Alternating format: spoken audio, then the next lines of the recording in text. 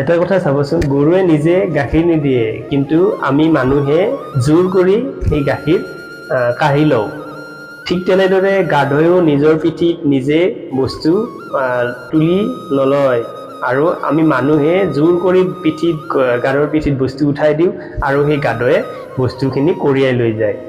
আৰু সিংহয়ো গাখীৰ দিয়ে, কিন্তু আমি কেতিয়াবা চাব যাওঁ জানো যে সিংহই গাখীৰ দিয়ে নে নিদিয়ে? ঠিক তেনেদৰে বাঘেও পিঠিত বস্তু কঢ়িয়াই লৈ যাব পাৰে, বাঘো যিহেতু শক্তিবান হয়। কিন্তু আমি কেতিয়াবা যাওঁনে বাঘৰ ওচৰত যে বস্তু কঢ়িয়াবলৈ দিবলৈ? নাযাওঁ, কাৰণ আমি জানো যে বাঘৰ ওচৰত গ'লে আমাৰ হয়তো খাই পেলাব বা আমাক মাৰিব। গতিকে আমি সেইটো ভাবি কিনে নাযাওঁ। কিন্তু বাঘ আৰু সিংহক আমি প্ৰশংসা কৰোঁ যে বাঘ বনৰ ৰজা, আৰু সিংহৰ সমান ধূৰ্ত কোনো নাই, আমি এনেকৈ কওঁ। কিন্তু এটা কথা কি জানেনে, গৰু আৰু গাধ ইমান সহজ সৰল প্ৰাণী, আমি যেনেকৈ ইচ্ছা তেনেকুৱাকৈ ব্যৱহাৰ কৰিব পাৰোঁ, কিন্তু শেষত সেই নামকেইটা কি পায় জানেনে? সেই গৰু, গাধ, আমি মানে মানুহক গালি দিওঁ, গালি পাৰোঁ, গৰু গাধ, মানে গালিৰ লগত তুলনা হয় সেই গৰু গাধ বুলি। কিন্তু কিমান বেয়া লগা কথা জানেনে?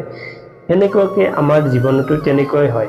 আমাৰ ওচৰত যেতিয়া আমি সহজ সৰলভাৱে পোৱা ব্যক্তিখিনিক আমি কেতিয়াও গুৰুত্ব নিদিওঁ, আৰু আমি মানে নাভাবোঁ যে সেইকেইজন ব্যক্তি আমাৰ কিমান মূল্যৱান হয়, আমি কিমান সহায় পাই আছোঁ সেই ব্যক্তিখিনিৰ পৰা, ব্যক্তিকেইজনে আমাক কিমান সহায় কৰি আছে।